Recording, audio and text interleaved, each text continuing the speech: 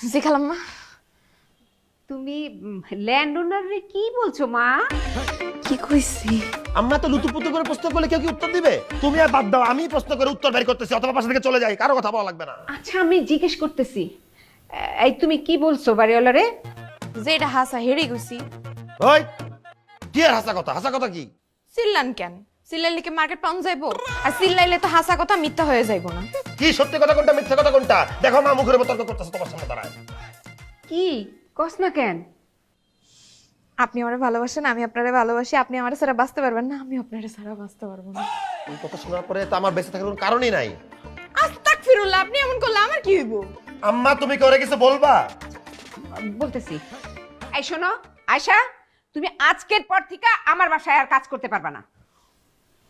হাসা কথা কইলাম, হের জন্য আমার চাকরিটা গেল হুদ।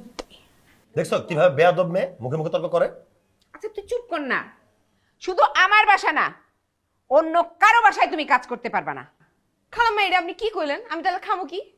আরে তোমার ভরণ পোষণের দায়িত্ব আমি নিব তো।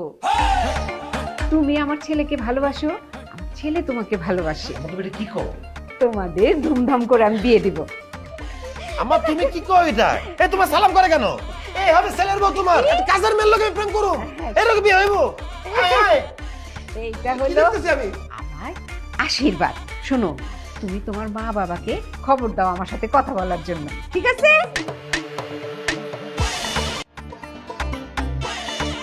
আপনি এইখানে আর আমি সারা বাড়ি খুঁজতে খুঁজতে মরিয়া যাইতেছি। এই তোর কত বড় সাহস, তুই আবার এই বাসায় আসছস? তোর না কইছে বাসা তোর চেহারা যেন না দেখি, বাইরে হয়ে যেখান থেকে। আম্মা কই? আম্মা আম্মা আমার ডাইকা লাভ নাই, আমার বাসায় নাই। আম্মা কই গেছে?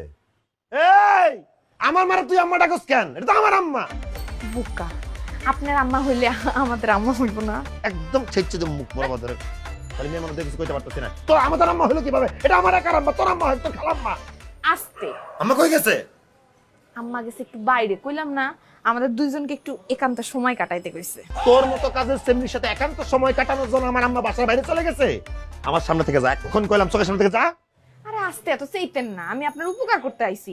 আর এই উপকার পাইলে আপনি সারা জীবন আমার প্রতি কৃতজ্ঞ থাকবেন।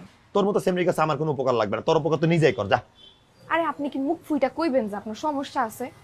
এই যে আপনার আম্মা আপনার বিয়ে করার জন্য কত চাপ দিতেছে, আপনি যে একের পর এক মেয়ের লগে প্রেম করেন কিন্তু বিয়ে আর করেন না। কে? সবাই বুঝুক আর না বুঝুক, আপনার মধ্যে তো একটা সমস্যা আছেই। দেখ বেয়াদবের মতো কথা বলিস না, আমার কোনো সমস্যা নাই। সমস্যা তো আছে, সমস্যাটা আপনি কাউরে কইবারও পারতেছেন না, সইবারও পারতেছেন না, কিন্তু আমি বুঝা লাইছি। কি ফালতু কথা বলতেছ? আমি তোর কথা কোনো আগা মাথা বুঝতেছি না, সব তো যায় থেকে যা যা। শুনেন, আমি আপনার এই সমস্যার কথা আমার এলাকার এক চাচা